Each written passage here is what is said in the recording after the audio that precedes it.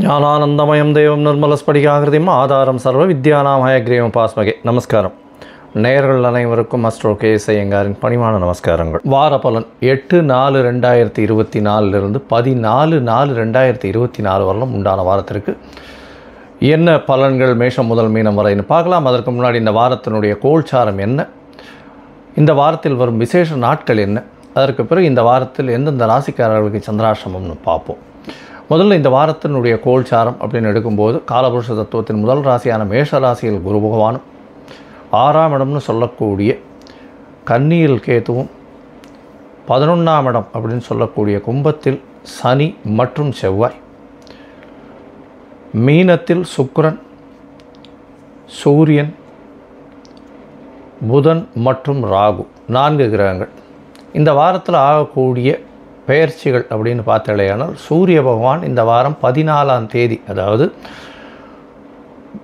பங்குனி மாதத்திலிருந்து சித்திரை மாதம் பிறகுறது, அதாவது சித்திரை மாதம் அப்படின்னு சொல்கிறது, அதாவது சௌரமான மாதமாக சூரியன் ரேவதி நட்சத்திரத்திலிருந்து அஸ்வினி நட்சத்திரத்துக்கு போகிறார். இந்த வருஷம் சோபகிருத்து வருஷத்திலிருந்து குரோதி வருஷம் பிறக்கிறது. இது தமிழ் வருஷத்தின் 37ஆவது வருஷம். இந்த தமிழ் வருஷத்தினுடைய குரோதி வருஷத்தினுடைய பலன்கள் தனியாக போட்டிருக்கேன், அதையும் பாருங்கள். 8ஆம் தேதி அன்னைக்கு அமாவாசை. இந்த வாரத்தில் பார்த்தாலேயானால் சந்திர பகவான், அதிவேகமாக செல்லக்கூடிய சந்திர பகவான், பொதுவாகவே இந்த வார பயிற்சிகளை பொறுத்து வாரத்தினுடைய பலன்களை வச்சு சொல்லக்கூடியது. சந்திர பகவான் மீன ராசி உத்திரட்டாதி நட்சத்திரத்திலிருந்து திருவாதிரை நட்சத்திரம், அதாவது 14ஆம் தேதி அன்னைக்கு திருவாதிரை நட்சத்திரம் மிதுன ராசியில் வரார். இந்த வாரத்தில் வரக்கூடிய இருக்கக்கூடிய கிரகச்சாரங்கள் இதுதான். இந்த வாரத்தில் வரக்கூடிய சிறப்பு நாட்கள் என்னன்றதை பார்ப்போம். சிறப்பு நாட்கள்னு சொல்லும்பொழுது 8ஆம் தேதி அன்றைக்கி அமாவாசை, 9ஆம் தேதி அன்றைக்கி யுகாதி பண்டிகை. யுகாதி பண்டிகையினுடைய சிறப்பு என்ன அப்படின்னா சந்திரமானம் அப்படின்ற ஒரு விஷயத்தை வச்சு கடைபிடிக்கக்கூடியது. அமாவாசைக்கு அடுத்த நாளை அவர்கள் மாதம் பிறக்கிறதாக கொண்டு சைத்திர மாதமாக இது ஆரம்பிச்சுடுறது. அவளுக்கு சித்திரை மாதம், அவளுக்கு சைத்திர மாதம் ஆரம்பிச்சுடுறது. இதில் ஒரு விசேஷம் என்ன அப்படின்னா, பொதுவாகவே இந்த மாதம் பிறக்கிறது சந்திரமானத்தில் பார்த்தேன்னா அமாவாசையில் ஒரே ஒரு நாழிகை கூட சூரிய உதயத்துக்கு அப்புறம் இருந்ததே ஆனால் பிரதமை எண்ணிக்கை அதை எடுத்துக்காமல் அதுக்கு அடுத்த நாள் முழு பிரதமை இருக்கக்கூடியதோ, இல்லைன்னா பிரதமை அந்த நாள் பிறக்கும் பொழுதே பிரதமை திதியில் பிறந்தது நாள் மட்டும்தான் எடுத்துக்க முடியும். அதுதான் ஒரு சிறப்பு. அதனால் இந்த வருஷம் பார்த்தோன்னா 9/4/2024 அன்றைக்கி யுகாதி பண்டிகை. என்னுடைய தெலுங்கு, கன்னடா, மகாராஷ்டிரா மற்றும் துளு, கொங்கு இந்த மாதிரியான இடத்துலெல்லாம் புது வருஷத்தை பிறக்கிறது. அவர்கள் எல்லோருக்கும் என்னுடைய புத்தாண்டு நல்வாழ்த்துக்கள், ஆசீர்வாதங்கள்.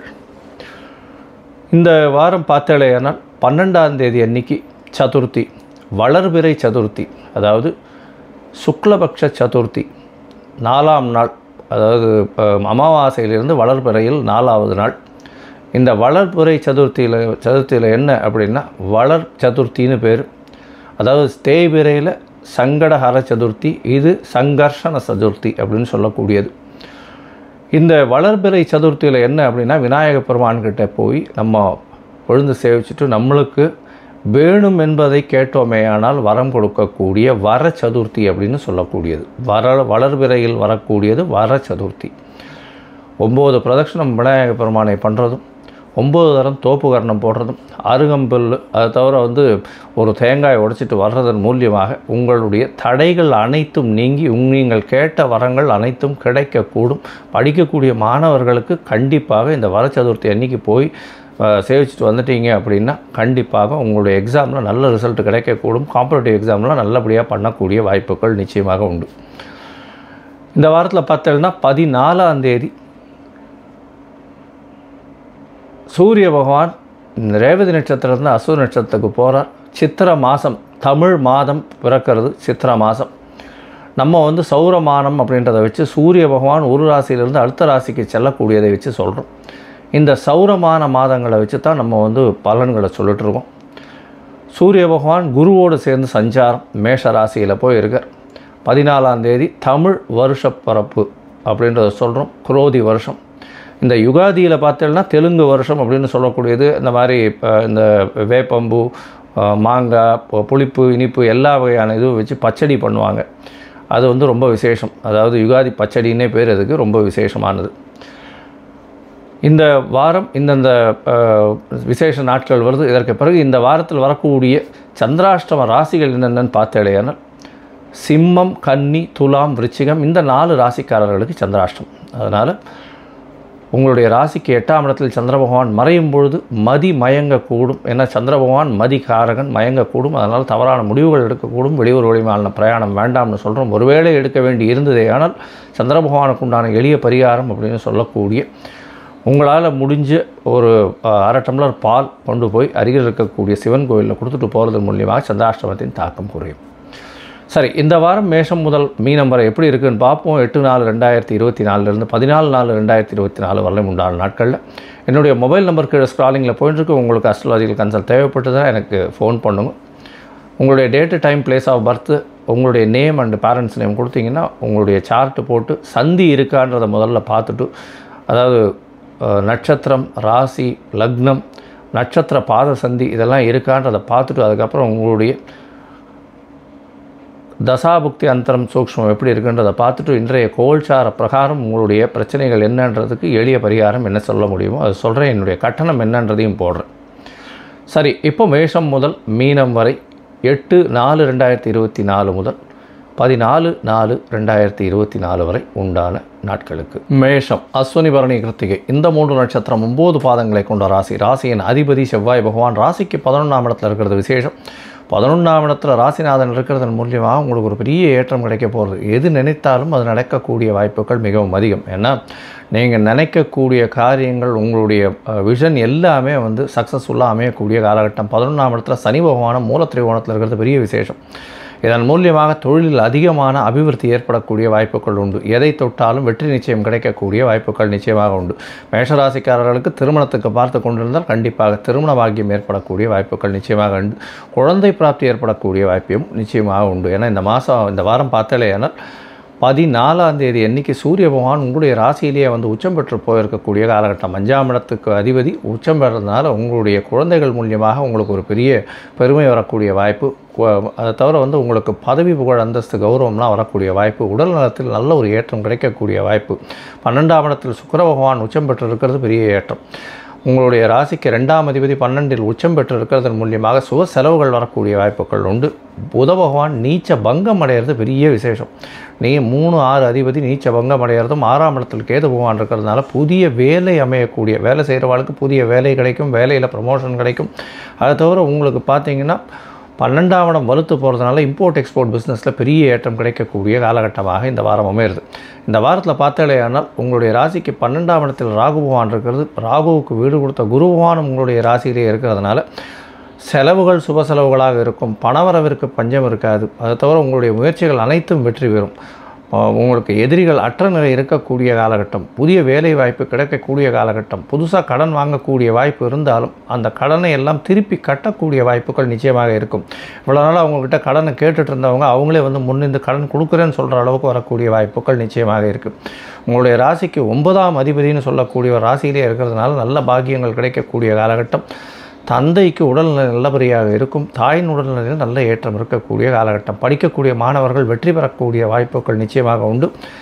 போட்டித் தேர்வில் நிச்சயமான வெற்றி இருக்கக்கூடிய காலகட்டமாக இருக்குது. இந்த வாரம் பார்த்தோன்னா அதிவேகமாக செல்லக்கூடிய சந்திர பகவான் உங்களுடைய ராசிக்கு பார்த்தோன்னா 12ஆம் இடத்துல 9ஆம் தேதி கார்த்தால வரலும் இருக்கார். 9ஆம் தேதி கார்த்தால ஒரு 8:30 மணி வரலும் இருக்கக்கூடிய காலகட்டமாக இருக்குது. அதாவது 8/4/2024 14/4/2024 வரலும் உண்டான வாரத்தில் 9ஆம் தேதி காலத்தால் ஒரு 8:30 மணி வரலும் உங்களுடைய ராசிக்கு 12ஆம் இடத்துல இருக்கிறது மூலியமாக 5 கிரகங்கள் அங்கே இருக்குது. அதாவது சூரியன், சந்திரன், புதன், சுக்கிரன் மற்றும் ராகு 5 கிரகங்கள் 12ஆம் இடத்துல வலுப்பெற்று போய் இருக்கக்கூடிய காலகட்டமாக இருக்கிறதுனால சுப விரயங்கள் அமையும். கணவன் மனைவிக்குள்ளே நல்ல ஒரு ஒற்றுமை இருக்கக்கூடிய காலகட்டம். பார்ட்னர்ஷிப் பிஸ்னஸில் பெரிய ஏற்றம் கிடைக்கும். பார்ட்னர்ஷிப் பிஸ்னஸில் அடிஷ்னலாக இன்வெஸ்ட்மெண்ட் போட்டு பெரிய லாபத்தை சம்பாதிக்கக்கூடிய வாய்ப்புகள் நிச்சயமாக உண்டு. உங்களுடைய ராசிக்கு பார்த்தீங்கன்னா சந்திர பகவான் உங்களுடைய ராசியிலேயே வரார். 9ஆம் தேதி கார்த்தால ஒரு 8:30 மணியிலிருந்து 11ஆம் தேதி 11:30 மணி வரலும் வரார். இந்த காலகட்டத்தில் பார்த்தேன்னா நல்ல ஒரு 11ஆம் தேதி மத்தியானம் ஒரு 11:30 மணி வரலும் இருக்கக்கூடிய காலகட்டம். இந்த காலகட்டத்தில் உங்களுடைய ராசியிலேயே இருக்கிறதுனால குரு சந்திர யோகம் அமையிறது, கஜகேசரி யோகம், ஒரு கேந்திராதிபதியும் கோணாதிபதியும் சேர்ந்து உங்களுடைய ராசியிலே இருக்கிறது மிகப்பெரிய ஏற்றத்தை கொடுக்கும். தாய் தந்தையின் ஆசீர்வாதம் நிச்சயமாக உங்களுக்கு உண்டு. அதை தவிர பார்த்தேன்னா உங்களுடைய ராசிக்கு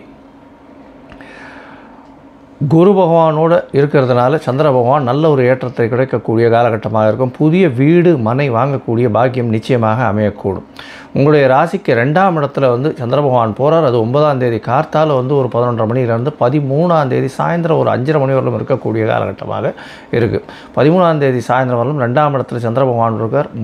4ஆம் அதிபதி 4க்கு 11 இருக்கிறதும், 2ஆம் இடத்துல சந்திர பகவான் உச்சம் பெற்று போயிருக்கிறதும், அவருக்கு வீடு கொடுத்தவரும் உச்சம் பெற்று போயிருக்கிறதுனால அபரிமிதமான பணவரவு இருக்கும். எதை தொட்டாலும் பணம் வரும். வீடு வாசல் வாங்கக்கூடிய பாக்கியம் நிச்சயமாக உண்டு. தாய் வழி சொத்துக்கள் சேரக்கூடிய பாக்கியம் நிச்சயமாக இருக்கும். இந்த வாரம் பார்த்தாலேயானால் இந்த ஃபார்மா, அதாவது மெடிக்கல் ஹோல்சேல், மெடிக்கல் சம்பந்தப்பட்ட மருத்துவ சம்பந்தப்பட்ட உபகரணங்கள் விற்கிறவங்க, அதை தவிர இந்த நெருப்பு சம்பந்தப்பட்ட சமையல்கலை வல்லுநர்கள், இவங்களுக்கெல்லாம் பெரிய ஏற்றம் கிடைக்கக்கூடிய காலகட்டம். இந்த யூனிஃபார்ம் சர்வீசஸ், சிவில் சர்வீசஸ் இதெல்லாம் இருக்காங்க இல்லையா, இதில் சிவில் சர்வீசஸில் இருக்கிறவங்களுக்கெல்லாம் பெரிய ஏற்றம் கிடைக்கக்கூடிய காலகட்டமாக இந்த வாரம் அமைய போகிறது. அதை தவிர இந்த மண், ஜல்லி, செங்கல், அதை தவிர மணல் விற்கிறவங்க, இவங்களுக்கெல்லாம் பெரிய ஏற்றம் கிடைக்கக்கூடிய காலகட்டமாக இந்த வாரம் அமையிறது. இந்த வாரத்தில் மருத்துவர்களுக்கு பெரிய ஏற்றம் கிடைக்கக்கூடும். பொதுவாக இந்த வாரம் மேஷராசிக்காரர்களுக்கு பெரிய நல்ல ஒரு ஏற்றத்தை கொடுக்கக்கூடிய வாரமாக இருக்குது. இந்த வாரத்தில் நிச்சயமாக அருகில் இருக்கக்கூடிய முருகப்பெருமானை போய் தரிசனம் செய்துட்டு வர்றதும், அவருக்கு ஒரு மஞ்சள் கலரில் புஷ்பம் இல்லைன்னா மஞ்சள் கலரில் ஒரு வஸ்திரம் தானம் கொடுத்துட்டு வர்றதன் மூலியமாக உங்களுக்கு ஒரு பெரிய ஏற்றம் கிடைக்கக்கூடிய காலகட்டமாக இந்த வாரம் அமையும். லோகா சமஸ்தா சுகினோ பவந்து. நன்றி, நமஸ்காரம். Astro KS Iyengar YouTube channel பார்த்தமைக்கு நன்றிகள்.